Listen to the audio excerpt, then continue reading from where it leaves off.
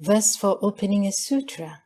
The unsurpassed, profound, and wonderful Dharma is difficult to encounter in hundreds of millions of aeons. I now see and hear it, receive and uphold it, and I vow to fathom the Tathagata's true meaning. The wonderful Dharma, Lotus Flower Sutra, Chapter 3, A Parable. Part 1. Shariputra's Predicament. Thereupon Shariputra, with joyful enthusiasm, rose, placed his palms together, gazed reverently at the World-Honored One's face, and said to the Buddha, "Now having heard this sound of Dharma from the World-Honored One, my heart rejoices, and I have obtained what I never had before. What is the reason? In the past, I heard a Dharma such as this from the Buddha, and saw the Bodhisattvas receiving predictions of Buddhahood. But we had no part in this matter. I was deeply hurt that I had lost the limitless knowledge and vision of the Thus Come One, World-Honored One, when I used to dwell alone in mountain forests, at the foot of trees, whether sitting or walking. I continually had this thought: we all identically enter into the Dharma nature. Why has the Thus Come One shown us deliverance by means of the small vehicle Dharma? We are at fault, not the World-Honored One. What is the reason? If we had waited for the lecture on the cost of realizing Anuttara Sankhya Sambodhi, we would certainly have been delivered by means of the great vehicle Dharma.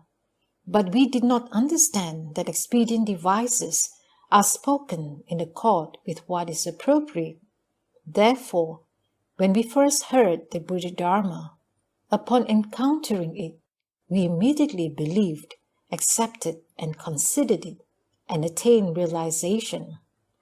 World-Honored One, from of old I have, day and night, continually reproached myself. Now from the Buddha, I've heard what I never heard before, this Dharma which has never been before, and all my doubts have been severed. My body and mind are blissful, and I am at peace. Today indeed, I know that I am a true disciple of the Buddha, born from the Buddha's mouth, transformed from the Dharma. I've obtained a share of the Buddha Dharma. At that time, Shariputra, wishing to restate this meaning, spoke verses saying, "Hearing this Dharma sound, I gain what I never had. My heart is filled with great joy. The net of doubts had been cast aside. From of old, favored with the Buddha's teaching, I had never lost the greater vehicle. The Buddha's sounds is extremely rare, and can rid beings of their woes. I have already attained to the end of outflows, yet hearing it, my woes also are dispelled. As I dwelt in the mountain valleys, sometimes at the foot of trees, whether sitting or walking, I constantly thought about this topic. Ah, I cried in bitter self-reproach. Why have I deceived myself? We too are the Buddha's disciples, and equally enter the non-outflow Dharma. Yet in the future, we shall not be able to proclaim the unsurpassed path, the golden color, the 32, the 10 powers, and all the liberations are together in a single Dharma. But I have not attained these things, the 80 wondrous hallmarks, the 18 unshared Dharmas, such qualities of virtue. I've missed them, everyone. When I used to walk alone, I would see the Buddha in the great assembly, his fame filling the 10 directions, vastly benefiting all beings. I felt I had lost this benefit, and had but cheated myself. Constantly, both day and night, I thought upon this matter, and wished to ask the World-Honored One whether or not I had lost it. I often saw the World-Honored One praising all the Bodhisattvas, and so it was by day and night I pondered on matters such as these. Now I hear the Buddha's sound, opportunely speaking that Dharma, which is without outflows, hard to conceive of, and leads living beings to the Bodhimanda. Once I was attached to deviant views, and was a teacher of the Brahmins. The world-honored one knew my heart, pulled out the deviant and taught me nirvana. I rid myself of deviant views, and realized the Dharma of emptiness. Then I said to myself that I had arrived at quiescence. But now, at last, I realize it is not real quiescence, for when I become a Buddha, complete with the 32 marks, revered by gods, humans, and yaksha hosts, dragons, spirits, and others, only then will I be able to say, this is eternal quiescence without residue. The Buddha in the Great Assembly has said, I shall become a Buddha. Hearing such a Dharma sound, all my doubts have been dispelled. When I first heard the Buddha speak, my heart was filled with great fear and doubt. Is this not Mara disguised as the Buddha, come to disturb and confuse my heart? The Buddha, by means of various conditions, analogies, and ingenious speech, makes one's heart as calm as the sea. Hearing him, the net of my doubts was rent. The Buddha says that in the past, the limitless Buddhas, now extinct, dwelling in the use of expedience, also spoke this Dharma, each of them.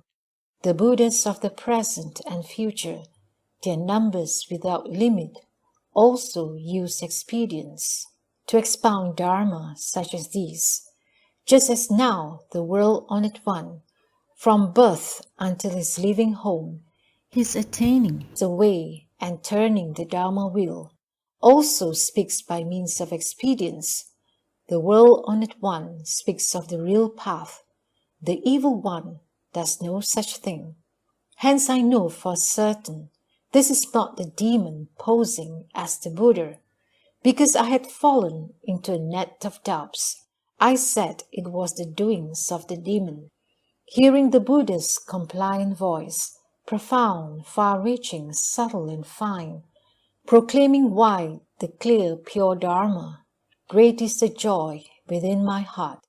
My doubts are forever ended, as in real wisdom I stand firm. I am certain to become a Buddha, revered by gods and humans.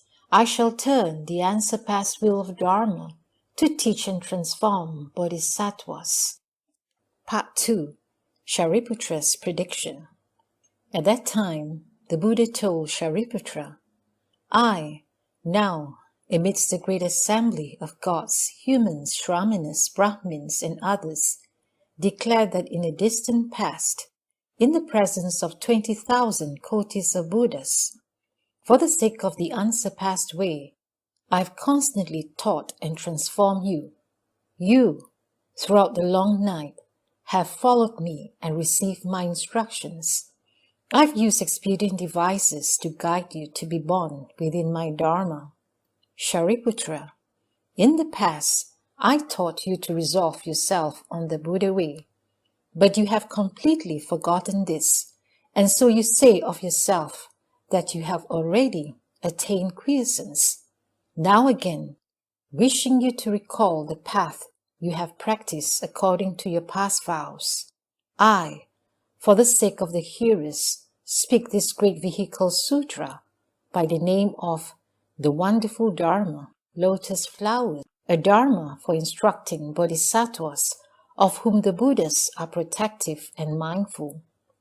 Shariputra, in the future age, after limitless and boundless, inconceivable aeons, having made offerings to some thousands of myriads of kotis of Buddhas, having reverently upheld the proper Dharma, and having perfected the path practiced by the bodhisattvas, you shall become a Buddha by the name of flower light, thus come one worthy of offerings, one of proper and universal knowledge, one whose understanding and conduct are complete, a well-gone one, who understands the world, an unsurpassed knight, a taming and regulating hero, a teacher of gods and humans, a Buddha, a world-honored one. His country shall be called, apart from filth. Its ground will be level, pure and adorned, tranquil and prosperous, and abounding with gods. It shall have lapis lazuli for soil, and 8 intersecting roads bordered with golden cords, and by which shall stand rows of trees made of the 7 treasures, constantly blooming and bearing fruit. The thus come one, flower light, will also teach and transform living beings by means of the 3 vehicles. Shariputra, when this Buddha comes into the world, although it will not be an evil age, because of his past vows, he shall teach the Dharma of the 3 vehicles. That aeon will be called adorned with great jewels. Why will it be called adorned with great jewels? Because in that land, bodhisattvas will be considered great jewels. These bodhisattvas will be limitless, boundless, and inconceivable in number, beyond the reach of calculation or analogy. Without the power of the Buddha's wisdom, no one could know their number. When they wish to walk, jeweled flowers will spring up beneath their feet. These bodhisattvas will not be those who have just brought forth the resolve. They will have planted the roots of virtue for a long time, and in the presence of limitless hundreds of thousands of myriads of kotis of Buddhas, purely cultivated Brahman conduct, constantly receiving the Buddha's praise, constantly cultivating the Buddha's wisdom, and complete with great spiritual penetrations, they'll be well versed in all the doors of Dharma, straightforward, ingenious, and resolute. Bodhisattvas such as these will fill that country. Shariputra, the lifespan of the Buddha flower light will be 12 small aeons, not counting the time during which as a prince he will not yet have become a Buddha. The lifespans of the people in that country will be 8 small aeons. After 12 small aeons, the thus come one flower light will confer upon the Bodhisattva solid fullness, a prediction of Anuttara Sankhya Sambodhi, and announce to the bhikshus, the Bodhisattva solid fullness shall next become a Buddha by the name of flowery feet peacefully walking Tathagata, Arahat, Samya Sambuddha. His Buddha country will be of like character.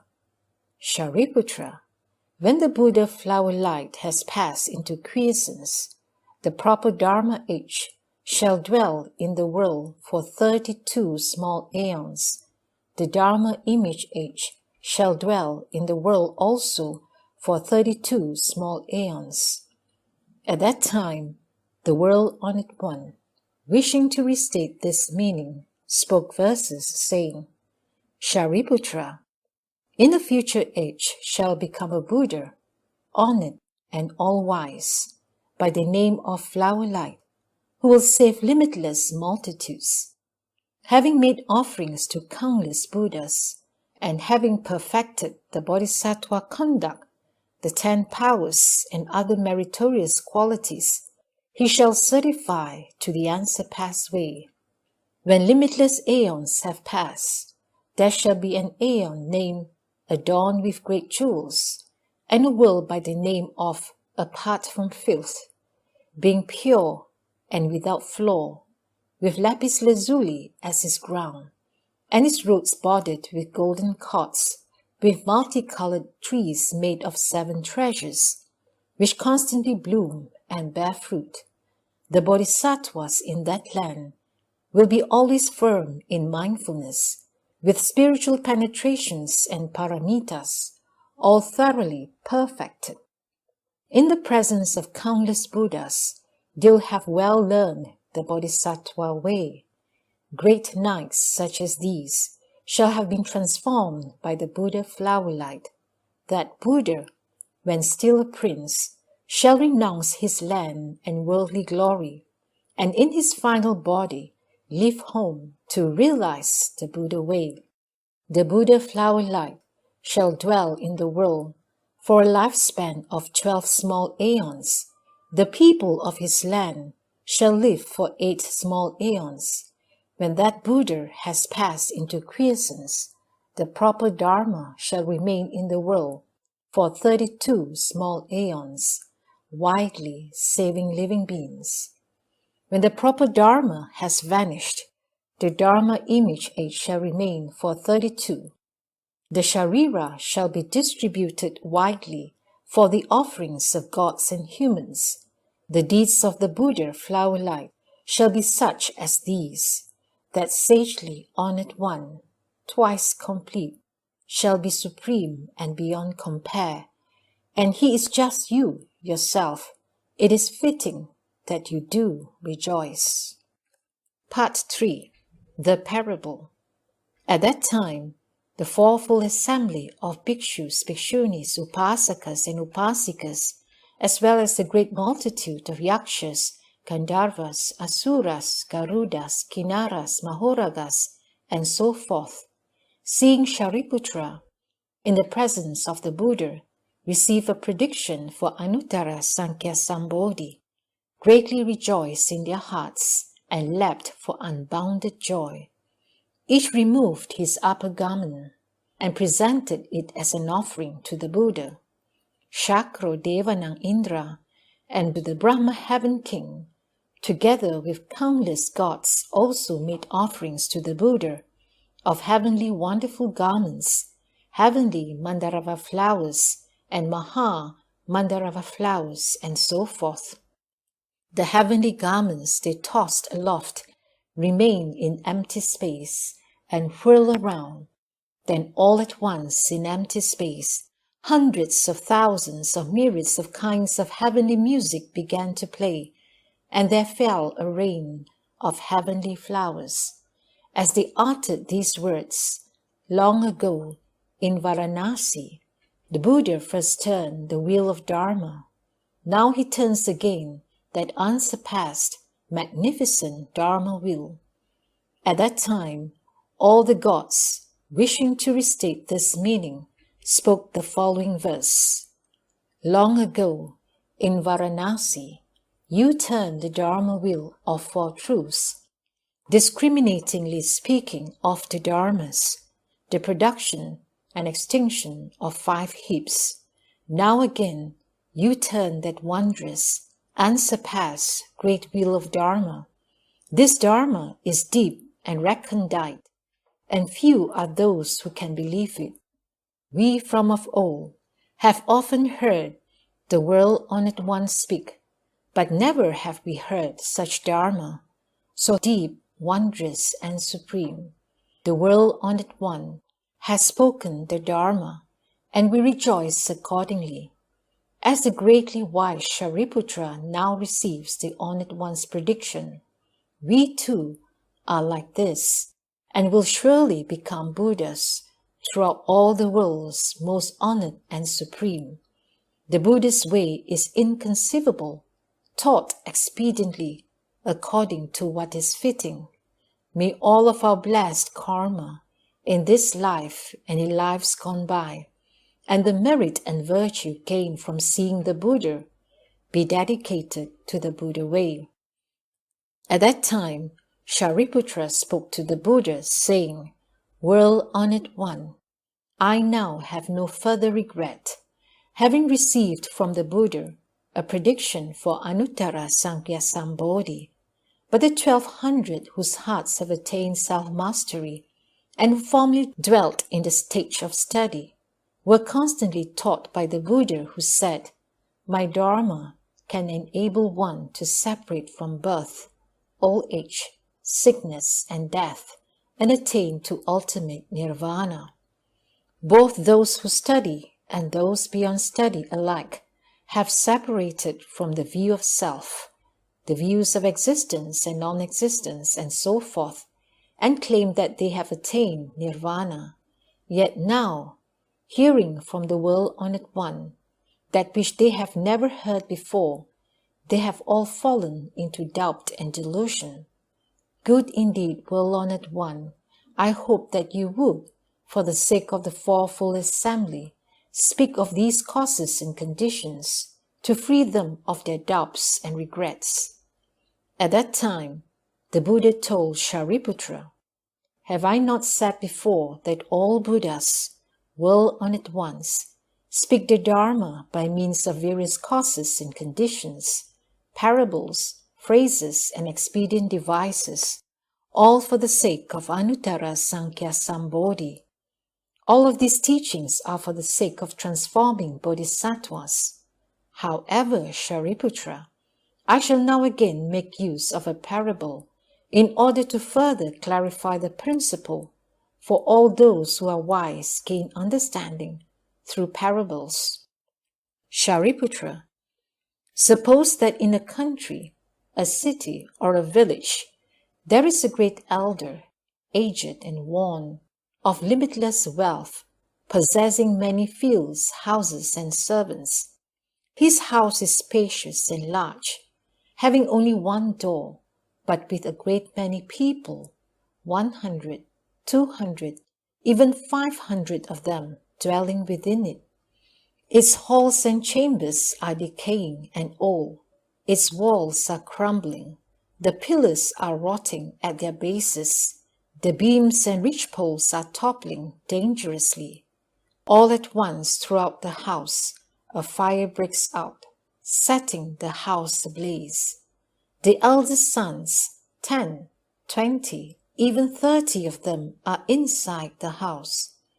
The elder, seeing the fire arise from the four sides, is greatly alarmed and makes the following reflection. Although I have been able to escape safely through this burning doorway, all my children remain inside the burning house, happily attached to their amusement, unaware, unknowing, not alarmed, and not afraid. The fire presses upon them, and the pain will sear them, but at heart they do not mind it, nor have they any thought to escape. Shariputra, the elder then reflects, my body and arms are strong. I might gather them in a cloth pouch or onto a table and take them from the house. He further reflects, this house has only one door, and it is narrow and small. My sons are young and immature, and as yet knew nothing, attached to their place of play. They may fall and be burnt in the fire. I must tell them of this frightful matter, that the house has caught fire, and they must hurry and come out, so as not to be burned. So thinking, he speaks to his sons, saying, come out, all of you, quickly. Although the father, in his pity, induces them with good words, still all the sons are happily attached to their amusements and play, and refuse to believe him. They are not frightened or afraid, and have no intention of living. What is more, they do not know what is meant by fire, what is meant by house, or what is meant by being lost. They merely ran from east to west in play, staring at their father. Then the elder has this thought, the house is already ablaze with a great fire. If my sons and I do not get out in time, we certainly shall be burned. I shall now devise an expedient device so that my sons can avoid this disaster. The father, knowing both the predispositions of his sons and the preferences each has for various precious toys and unusual playthings to which they happily responded, speaks to them, saying, the things you will love to play with are rare and hard to get. If you do not take them, you will certainly regret it later. Things such as these, a variety of sheep carts, deer carts, and ox carts, are now outside the door for you to play with. All of you should quickly come out of this burning house, and I shall give you whatever you want. Then the children, hearing their fathers speak of these precious playthings, which suited their wishes exactly, eagerly push and shove one another aside in a mad scramble, all fighting to get out of the burning house. At that time, the elder, seeing that all his sons had gotten out safely and was seated on the ground at the crossroads, is without further obstruction. His mind is at peace, and he is filled with joy. Then the children all speak to their father, saying, Father, the fine playthings you promised us a while ago, the sheep carts, the deer carts, and the ox carts, please give them to us now. O Shariputra, at that time, the elder gives to all of his sons equally great carts. The cart is high and wide, adorned with a multitude of intertwining jewels, surrounded by railings and hung with bells on its four sides. Further, it is covered with canopies, adorned with various rare and precious jewels, strung with jeweled cords and hung with flowered tassels. The cart is heaped with beautiful mats and set about with rosy cushions. It is yoked to an ox, plump and white, and of fine appearance, of great muscular strength, that walks with an even tread, as fleet as the wind, having also many servants who follow and guard it. And why is this? That great elder has limitless wealth, and all manner of storehouses, full to overflowing. So he reflects thus, my possessions are boundless. I should not give my children small or inferior carts. All of these youngsters are my children whom I love without partiality. Having such great carts, made of the 7 jewels, infinite in number, I should give them to each one equally. Why? If I gave them to an entire country, they would not run short. How much the less if I gave them to my children? Meanwhile, all of the children are riding around on the great carts, having gotten what they never expected to have, beyond their original hopes. Shariputra, what do you think? When that elder gives equally to all of his children the great jeweled carriages, is he guilty of falsehood or not? Shariputra replied, No, well-honored one, the elder is not guilty of falsehood, for he has only enabled his children to avoid the calamity of fire, and has thereby saved their lives. Why is this?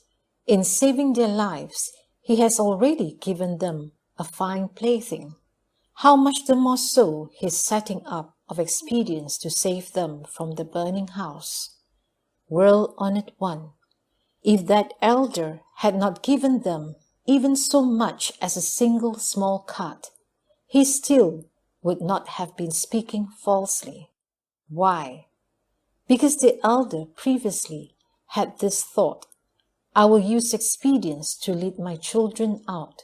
For this reason, he is not guilty of falsehood.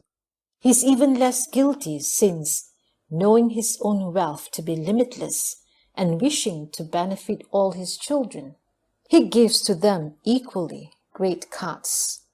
The Buddha told Shariputra, Good indeed, good indeed. It is just as you say. Shariputra, the thus come one, is also like this in that he is a father to all in the world. He has forever ended all fear, weakness, worry, ignorance, and obscurity. He has completely realized the limitless knowledge and vision, powers and fearlessnesses. He has great spiritual might and the power of wisdom. He has perfected the paramitas of expedience and wisdom. He is greatly kind and compassionate, never tiring. He ever seeks the good, benefiting all.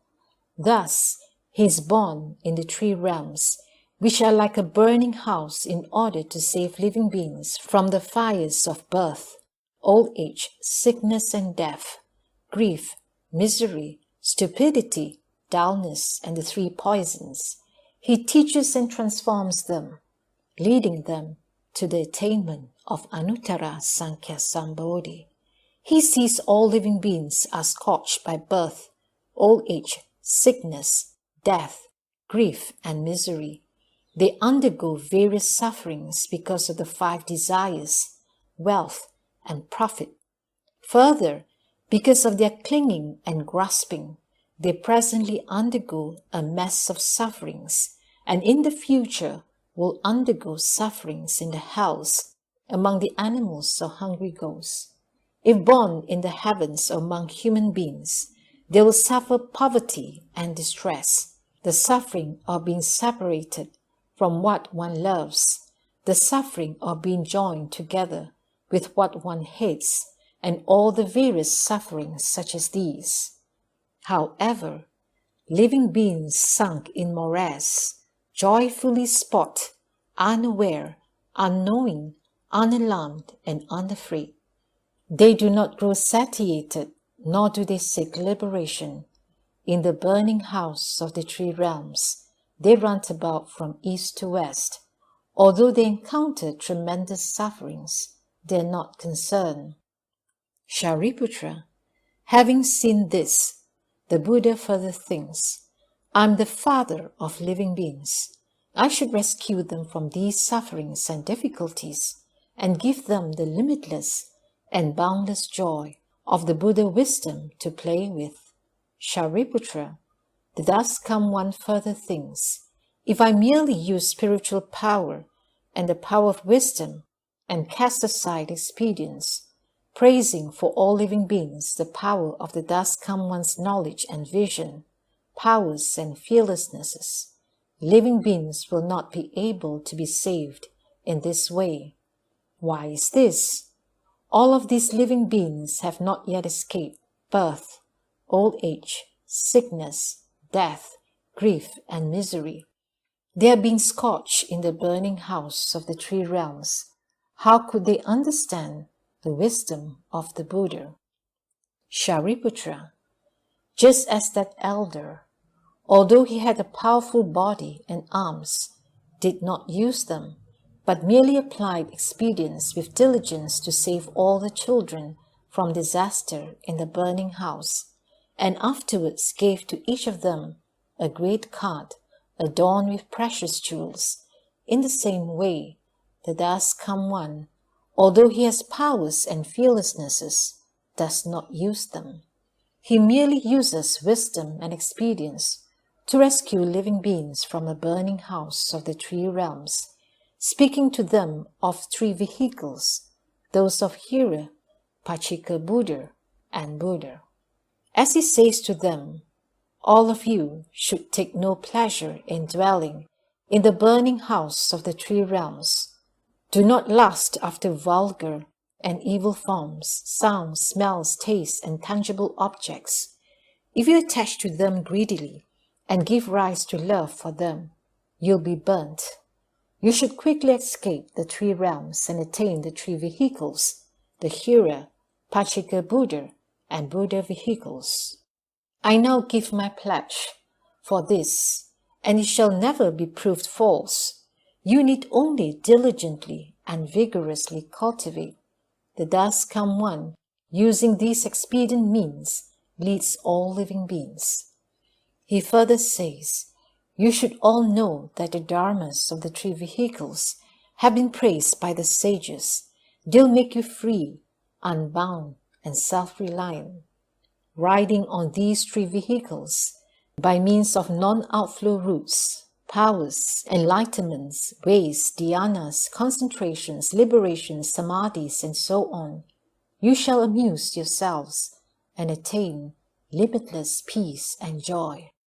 Shariputra, if they are living beings who inwardly possess the wisdom nature, and hearing the Dharma from the Buddha, the world-honored one, believed and accepted it, diligently making progress, wishing quickly to escape the three realms and seeking nirvana for themselves, they are called those of the Hira vehicle.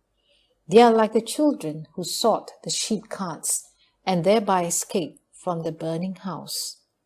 If there are living beings who, hearing the Dharma from the Buddha, the World-Honored One, believed and accepted it, diligently making progress, and who seek for themselves spontaneous wisdom, delighting in solitude and fond of stillness, deeply understanding the causal conditions of all dharmas, they are called those of the Pachika Buddha vehicle. They are like the children who sought the deer carts and so escaped from the burning house. If they are living beings who, hearing the Dharma from the Buddha, the World-Honored One, believe and accepted it, earnestly cultivating with vigor, seeking all wisdom, Buddha wisdom, spontaneous wisdom, untutored wisdom, the knowledge and vision of the thus come One, his powers and fearlessnesses, pitying and comforting limitless living beings, benefiting gods and humans, saving all, they are called those of the great vehicle. Because the bodhisattvas seek this vehicle, they are called mahasattvas. They are like the children who sought ox carts and so escaped from the burning house. Shariputra, just as that elder, seeing all his children safely escape the burning house to a place of fearlessness, and considering his own unlimited wealth, gave to all of his children great carts. The thus come One, in the same way, is the father of all living beings. When he sees limitless kotis of living beings using the gateway of the Buddha's teaching to get off the fearsome and dangerous path of the sufferings of the three realms and attain the bliss of nirvana, he has this thought: I have limitless and boundless wisdom, powers, fearlessnesses, and so on, the complete storehouse of the Buddha Dharma. All of these living beings are my children. I should give to all of them great carts, not allowing them to gain individual quiescence, but crossing them over to quiescence by means of the thus come One's quiescence. Having escaped the three realms, all these living beings are given as playthings the Buddha's dhyana samadhis, liberations, and so forth, all of one mark and one kind, praised by the sages, and productive of pure, wondrous, and foremost bliss. Shariputra, just as that elder, first having used the three carts to entice his children, and then later having given them great carts adorned with jewels and supremely comfortable, is not guilty of falsehood. Just so is the thus come One likewise not guilty of falsehood in first speaking of the three vehicles to entice living beings, and then afterwards delivering them only by means of the great vehicle. What is the reason? The thus come One has limitless wisdom, powers, and fearlessnesses, a storehouse of dharmas, and is able to give to all living beings the great vehicle Dharma. Not all living beings, however, are able to accept it. Shariputra, because of these causes and conditions, you should know that the Buddhas, using the power of expedient devices in the one Buddha vehicle, discriminate and speak of three. The Buddha, wishing to restate his meaning, spoke verses saying, Suppose there was an elder who had a large house, which was very old, and so was collapsing. The halls were high and precarious, the pillars rotting at their bases, the beams and ridgepoles aslant, the foundations and stairways crumbling. The walls and partitions were cracked and ruined, the plaster flaking and falling off, the thatch was falling every which way, and the rafters and eave poles were coming loose. The partitions on all sides were bent and misshapen. It was filled with all kinds of filth. There were 500 people dwelling within it. There were kites, owls, hawks and vultures, crows, magpies, pigeons and doves, black snakes, vipers, and scorpions, centipedes and millipedes. There were geckos and myriapods, weasels, badgers, and mice, all sorts of evil creatures running back and forth. There were places stinking with excrement and urine, oozing with filth, with dung beetles clustered upon them. There were foxes, wolves, and yekan, who nibbled at, trampled on, and devoured corpses, scattering the bones and flesh. Then packs of dogs come running to grab them, hungry, weak, and terrified, seeking food everywhere, fighting and shoving, snarling, howling, and barking. The terrors in that house and the sights were such as these. Li Mei and Wang Liang were everywhere. Yakshas and evil ghosts were eating human flesh. There were poisonous creatures of all kinds, and evil birds and bees, hatching their young, each protecting its own. Yakshas raced to the spot, fighting one another to eat them. Having eaten their fill, their evil thoughts grew more inflamed. The sound of their quarreling was dreadful to the extreme. Kumbanda ghosts were squatting on high ground, sometimes leaving the ground a foot or two, as they wandered to and fro, amusing themselves as they wished, grabbing dogs by two legs and striking them so they lost their bark, twisting their legs around their necks, frightening the dogs for their own pleasure.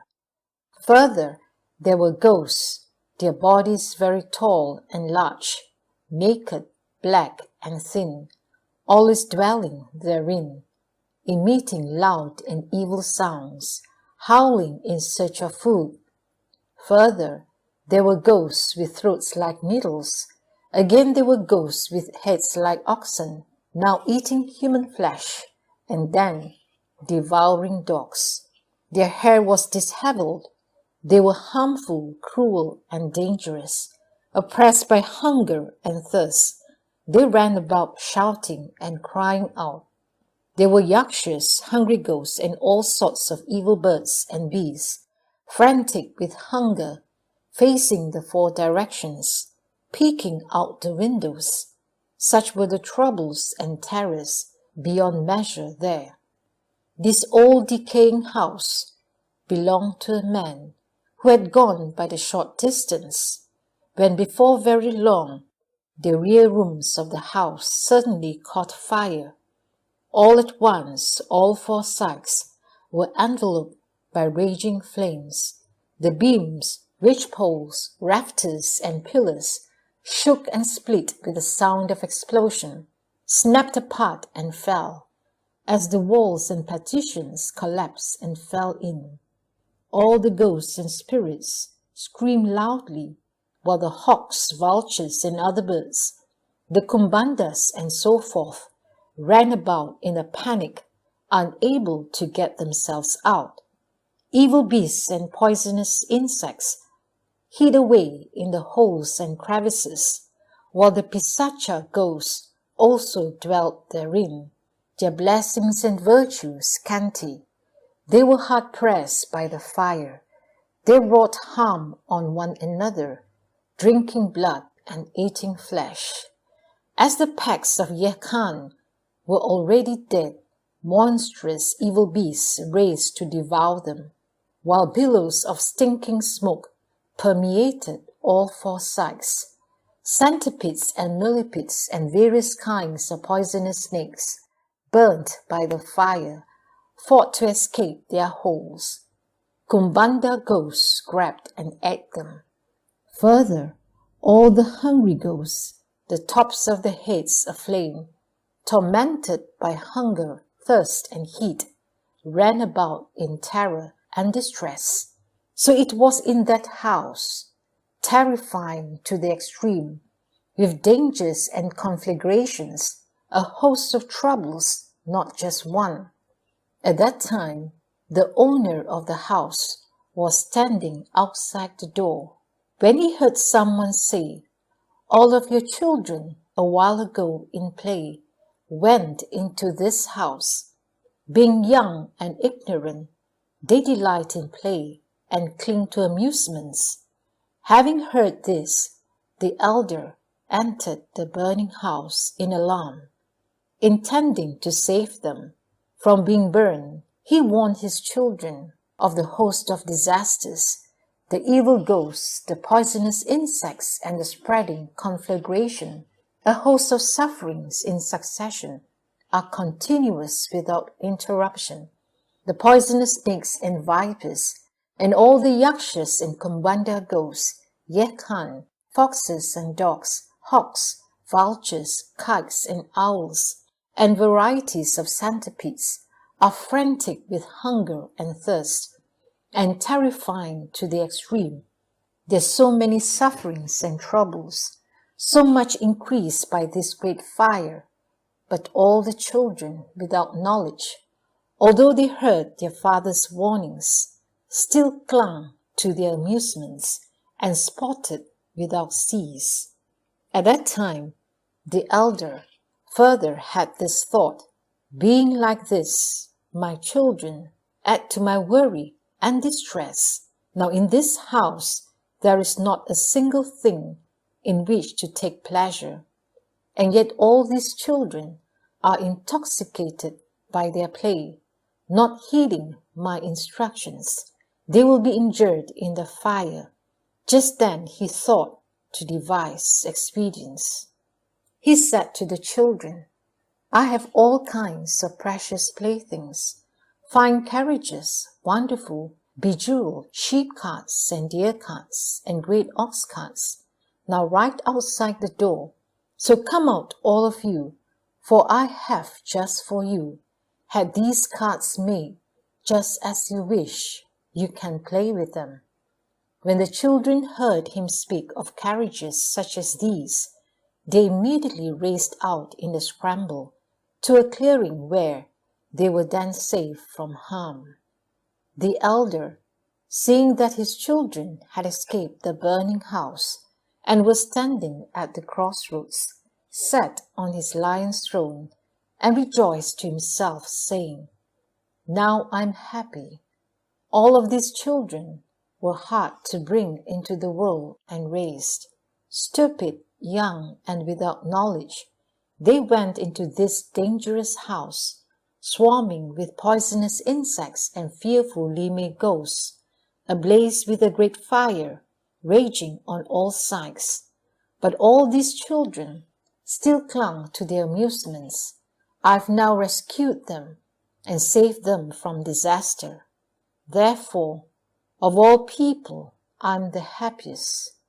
Then all the children, knowing their father was sitting at ease, all went before him and addressed him, saying, Please give to us the 3 jeweled carts that you promised to us, saying, If you children come out, I will give you 3 carts, just like you wanted.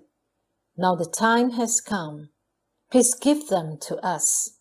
The elder, having great wealth and storehouses containing much gold, silver, and lapis lazuli, mother of pearl and carnelian, used these precious things to make several great carts. They were decorated and adorned, surrounded by railings, hung with bells on all 4 sides, with golden cords strung about them, and gem-studded nets spread above them. There were golden flowered tassels hanging from them everywhere, and various multicolored ornaments encircling them. Soft silk and cotton made up the cushions, and fine coverings valued in the thousands of millions, pure white and sparkling clean, were spread atop them. Great white oxen, plump, strong, and powerful, of fine appearance, were yoked to the precious carts. They were surrounded by many footmen, who were attending to them. Such fine carriages as these were given equally to all the children. Then all the children danced for joy. They mounted their jeweled carts and rode off into the 4 directions, happily amusing themselves in unobstructed comfort. I tell you, Shariputra, I'm like this too, the honored among many sages, the father of the worlds. All living beings are my children, deeply attached to worldly pleasures. They have no wise thoughts at all. In the three realms there is no peace. They are like a burning house filled with many sufferings, and frightening indeed. Ever present are the woes of birth, old age, sickness, and death, fires such as these, raging without cease. The dust come one has already left the three realms' burning house behind. Quietly I dwell at ease, in forest and field at peace. And now it is that the three realms entirely belong to me, and in them all the living beings are children of mine. But now this place is filled with calamities, and I am the only one able to rescue them. Although I instructed them, they do not believe or accept because of their deep attachment and greed to all the defiling desires. Using these expedients, I speak to them of three vehicles, causing all living beings to understand the pain of the three realms. I reveal and extensively proclaim the way which transcends the world. All of these children, if they fix their minds, can perfect the three clarities and the six spiritual powers. Some shall become conditioned enlightened ones, and others irreversible bodhisattvas. Shariputra, I, for living beings, speak this parable of the one Buddha vehicle. If all of you are able to believe and accept these words, you shall, in the future, realize the Buddha way. This vehicle is subtle and wonderful, pure and foremost in all the worlds. It is the most supreme. The Buddhas rejoice in it, and all living beings should praise it as well. Make offerings and bow before it. Limitless thousands of millions of powers and liberations, dhyana samadhis and wisdom, and the Buddhas are the Dharmas, are obtained in a vehicle such as this. I cause all my children, night and day for many aeons, ever to amuse themselves in the company of the bodhisattvas and the host of hearers, riding this precious vehicle straight to the field of the way. For these reasons, though they seek in the 10 directions, there is no other vehicle except for the Buddha's expedience. I tell you, Shariputra, that all of you are my children, and I am your father. For many aeons you have been burdened by many miseries, and I have saved you all, leading you out of the triple realm. Although earlier I said that you had passed into quiescence, it was only an end to birth and death, and not real quiescence. What you should accomplish now is nothing but the Buddha's wisdom. If there are bodhisattvas within this assembly, they can single-mindedly listen to the Buddha's real Dharma. Although the Buddhas will on at once employ expedient devices, the living beings they transform, all are bodhisattvas. If they are those of little wisdom, deeply attached to love and desire, for their sakes I teach the truth of suffering. Living beings then rejoice, gaining what they never had, for the Buddha's teachings of suffering's truth is true, real, and not false. If there are living beings who do not know the origin of suffering, who are deeply attached to the cause of suffering, unable to live if for even a moment, for their sakes, I expediently speak of the way. The cause of all suffering is rooted in desire. If one extinguishes greed and desire, suffering has nothing to rest upon. The extinction of all suffering is called the third truth. For the sake of the truth of quiescence, one cultivates the way, leaving all suffering's bonds, is called the attainment of liberation. From what is it that these people have been liberated? The mere separation from the false is called liberation. In reality, they have not yet attained total liberation. The Buddha says that these people have not yet truly reached quiescence because they have not yet attained the unsurpassed way. It is not my wish to lead them to quiescence. I am the Dharma King, at ease within all dharmas. I manifest within this world to bring peace and tranquility to living beings. Shariputra, this Dharma seal of mine is spoken because I wish to benefit the world. Wherever you roam, do not propagate it wrongly. If there be those who hear it and rejoice, receiving it atop their crowns, you should know that such people are Avairvatika, those who believe and accept the Dharma of the Sutra.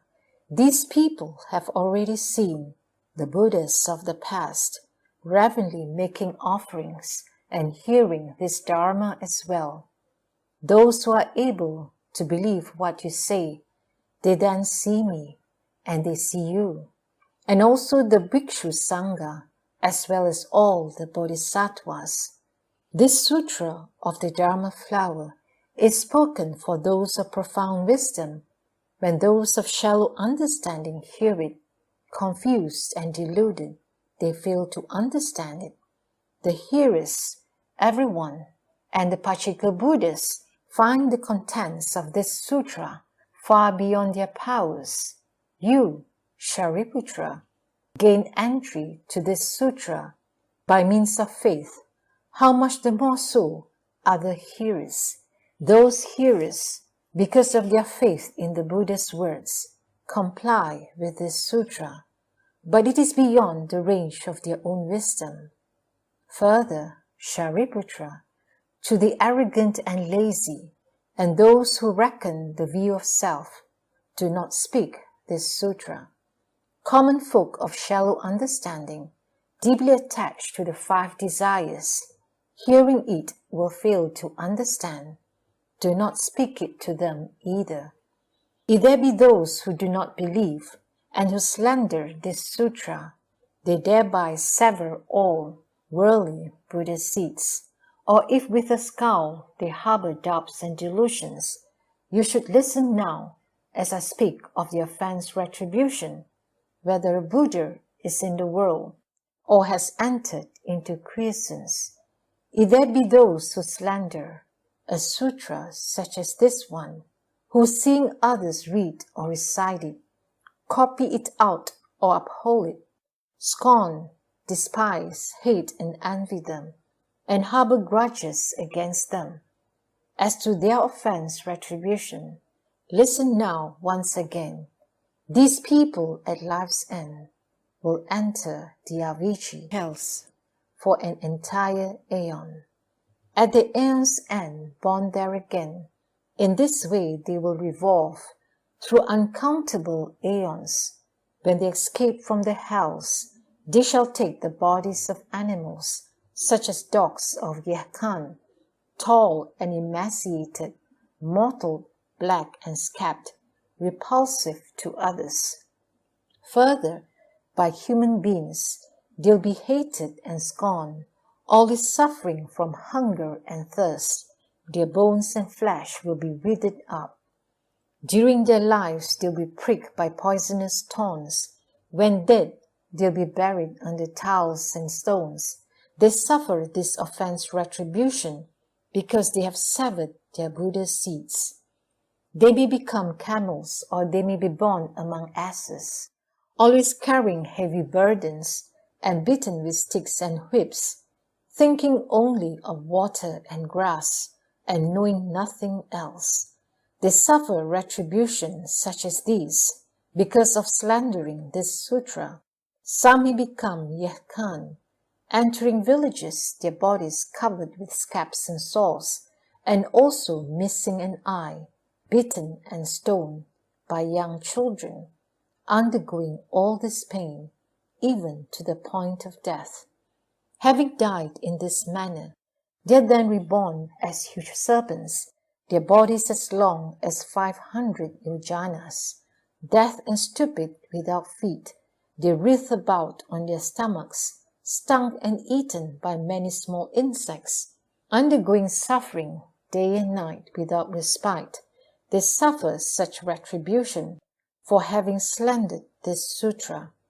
If they become humans, all their faculties are dim and dull. They are squat, ugly, palsied, lame, blind, deaf, and hunchbacked. Whatever they may say, people will not believe them, their breath ever stinking. They'll be possessed by ghosts, poor and lowly, the servants of others, always sick and emaciated, with no one to rely upon. Although they may draw near to others, others will never think of them. If they should gain something, they will quickly forget and lose it. Should they study the ways of medicine, following the prescription to cure illnesses, they'll only make others' illnesses worse, even to the point of death. If they get sick themselves, no one will try to save or cure them. Although they take good medicine, it will only increase their pains. If they meet with rebellion, they will be plundered and robbed. People with such offenses will perversely be subject to such misfortunes. Offenders such as these will never see the Buddha, the king among the sagely hosts, speaking the Dharma, teaching and transforming. Offenders such as these will always be born in difficult circumstances, insane, deaf, with mind confused. They'll never hear the Dharma.